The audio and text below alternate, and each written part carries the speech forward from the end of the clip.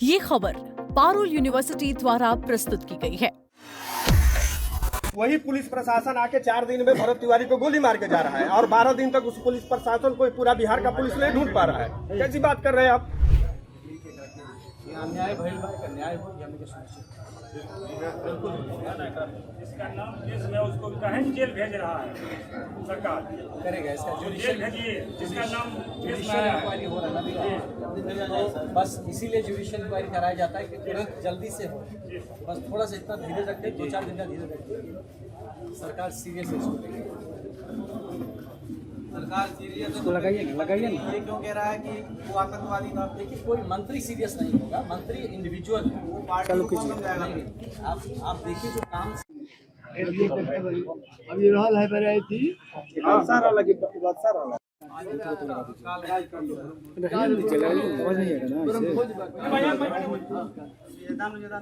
हाँ है पर से एक भी तो थोड़ा अलग है थोड़ा हवा आवे पीछे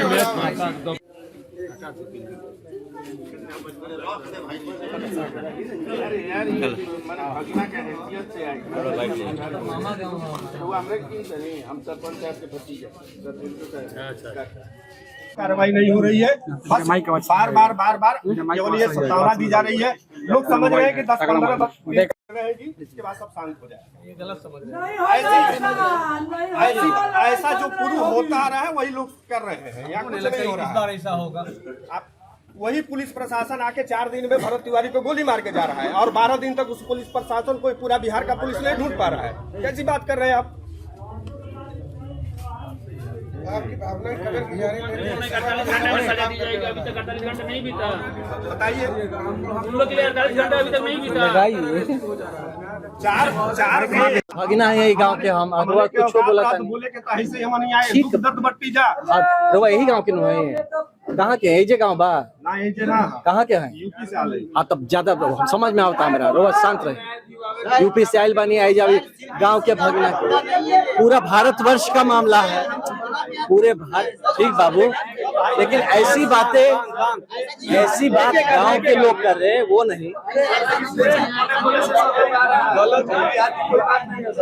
अच्छा ठीक, रुक जा आराम से। सुनिए ना, इनको थोड़ा हवा आने देंगे, थोड़ा सा हवा आने दीजिए भैया। थोड़ा पंखा लेके, एक तो पंखा हाथ पंखा लेके आइए, थोड़ा सा हवा कर दीजिए कम से कम। थोड़ा हवा आने दो बाबू, वहाँ पीछे से हवा आने दीजिए बाबूजी के यहाँ। बेना मंगाओ लोग, विधायक जी इनको न्याय दिलाने के लिए लोग देश के कोने-कोने से। बिल्कुल, सब लोग मिलके पूरे भारतवर्ष। बिल्कुल ये गलत हुआ है, ये एनकाउंटर नहीं है। एनकाउंटर होता है जिसको कहते हैं एंगेजिंग काउंटर अटैक्स। इंगेजिंग मतलब जहां 2 तरफ से गोली चलती है। जहाँ कहाँ गोली चली, बच्चे ने अपना हथियार फेंक दिया, उसके बाद अगर उसको गोली मारी जाती है तो किसी शर्त पे ये एनकाउंटर नहीं है। ये सरासर गलत एक्टिविटी है, ये एक इमोशनल एक्ट है, ये प्रोफेशनल एक्ट नहीं है। और इस पे इसीलिए जुडिशियल इंक्वायरी की जा रही है। और दूध का दूध पानी का पानी हो जाएगा। और जो गलत है उन पे सख्ततम, सबसे ज्यादा सख्त जो कार्रवाई होती है वो होनी चाहिए। सर, जब आईपीएस का पद छोड़े थे, अब आए थे सत्ता में, बोले थे कि सिस्टम को सुधारना है, लेकिन यहाँ पे जनता साफ तौर पे कह रही है कि अब सिस्टम के कहीं ना कहीं अधीन होते जा रहा है। अरे मालिक, 6 महीना भइल बा, भी 6 महीना हुआ है, सिस्टम सुधार देंगे। अब 60 साल लग गए हैं ना, और सिस्टम सुधारने नहीं, हम अपनी जनता का जो हक है उसके लिए हम लोग खड़े हैं और सिस्टम बेहतरीन करने के लिए सुधारने। और ये सब देखिए, ये जो हमारी जनता की जो दर्द है, जो परेशानी है, वो हम समझ रहे हैं, इसीलिए संवेदना है, इसीलिए आज हम लोग साथ हैं। और भरत भाई को न्याय मिलेगा, इस बात को हम लोग सुनिश्चित। भरत तिवारी जी जब लड़ रहे थे सबके लिए, जनता के लिए लड़ रहे थे, तब उनको कोई अधिकारी या कोई मंत्री सपोर्ट के लिए नहीं आए थे, ऐसा क्यों सर? यही चीज तो मैं कह रहा हूँ कि इसके दोषी हम सब है, आप भी है।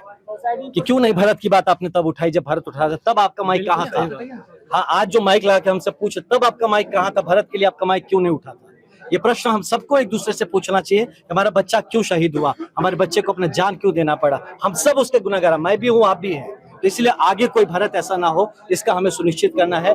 इस बात को, इससे हम सीखे। आज भरत भाई ने जो जो मुद्दे उठाए हैं, ये खड़ा हर नेता इस बात का इस बात का प्रतिज्ञा ले कि जिस जिस मुद्दे को भाई ने उठाया उस मुद्दे को हम लोग पूरा कराएंगे। उसके हर एक उस हिसाब का हम लोग उस जो जिस जिस हिसाब उसने मांगा है उसका हिसाब सुनिश्चित कराएंगे। और आने वाले दिन में कोई भी ऐसा भरत जैसा हमारा कोई भाई फिर से अपना जान न गंवाना पड़े, इसलिए हर वो युवा जो अपनी बात उठाता है उसके साथ हमें खड़ा होना है, मीडिया को भी और हमको भी। पूरे जनता का ये पूरे जनता इनकाउंटर को किस तरह देख रहे हैं? वही बता दिया गुरु, आप बाद में माइक लगा रहे हैं। पूरे जनता का सर ये आरोप अभी लगाया जा रहा है कि आप 11 दिन बाद आए हैं। कितने दिनों से आप कहाँ थे सर? मेरे भाई हम पास गए हैं, हम बाहर किसी काम पे थे, है ना। और जो पहले दिन से ही यहाँ के माननीय विधायक जी लगातार यहाँ से 4 बार आ चुके हैं। माननीय राकेश जी ने लगातार, हम लोग ने फोन पे भी बात की किस तरह से इनमें मदद पहुंचाई जा सके। लगातार माननीय मुख्यमंत्री जी के संपर्क में रहे हैं, लगातार डीजीपी, डीआईजी, एसपी, सबसे ये जो काम जो एक्शन लिए जा रहे हैं ताबड़तोड़, ये कहीं ना कहीं तो कोई बात कर रहा है तो कौन कर रहा है? हम ही लोग कर रहे हैं। बाकी आपने देखा होगा बीच में यहाँ पे किस किस तरह के राजनीतिक मुद्दों को लेके अभी भी देखिए, पार्टी पॉलिटिक्स, आपके नेता क्या बोले, ये सारी बातें हो रही है। हमारे भरत ने क्या बोला ये कोई क्यों नहीं बोला, नेता क्या बोले ये इंपॉर्टेंट हो गया। सर भरत तिवारी जी का मांग ये था कि उनके गांव में रोड होना चाहिए, जो मिट्टी भरा जाना चाहिए, पानी का समस्या खत्म होना चाहिए, लेकिन अभी तक देखा जा रहा है कि जो धरातल पे कोई भी ऐसा कार्य नहीं हो रहा है। उसको लेकर क्या कहेंगे? मेरे भाई भरत भाई ने एक बहुत ही सही मुद्दों को उठाया है और ये पूरा होगा। आप देखिए 10-12 दिन हुए हैं ये चीज के लिए, जो दुर्भाग्यपूर्ण अभी परिवार एक खुद सदमे में है ना। अब इसमें हम लोग अगर इसी बातों को डिस्कशन करें तो मुझे लगता है थोड़ा सा वक्त दीजिए। जरूर मुझे पूरा यकीन है कि सरकार हमारी इस बात को लेके बहुत ही गंभीर है और हर एक विषय पे काम होगा। हर एक मुद्दा जो भरत ने उठाया, हमारे भाई राकेश भाई ने इस बात को खुद ही कहा कि ये खुद पूरा करेंगे यहाँ पे, और हम सब सारे साथी इनके साथ मजबूती से खड़े। अब भरत भाई का हर सपना, हर वो बात जो उन्होंने उठाया, हम लोग इसको जरूर पूरा करेंगे। सर आपको क्या लग रहा है निष्पक्ष तरीके से जांच हो रही है? बिल्कुल निष्पक्ष होना ही पड़ेगा। जुडिशियल इंक्वायरी दिया गया। आप सोचिए सबसे बड़ी तो बात जब सर एक परिवार का सर निष्पक्षता का पहला प्रावधान, एक मिनट ये, और दूसरा है कि इस मामले में सीआईडी पे ले जाना चाहिए, इन्वेस्टिगेशन सीआईडी को करना चाहिए ताकि लोकल पुलिस उसमें किसी तरह से इन्वॉल्व ना हो। सर जो परिवार का ये मांग है कि जो वर्तमान अभी न्यायाधीश आए थे, वर्तमान न्यायाधीश अभी यहाँ पे आए थे, उनको हटा करके जो अभी प्रेजेंट में है उनको लाया जाए। देखिए न्याय, हम एकदम इस बात का संवेदना रखते हैं। इस बात से क्या होता है कि जो एक्टिंग लोग, जो एक्टिंग जुडिशरी होती है, उनके पास इतना केसेस होते हैं, अगर उनको आप देंगे तो ये लंबा इंक्वायरी चल जाएगा।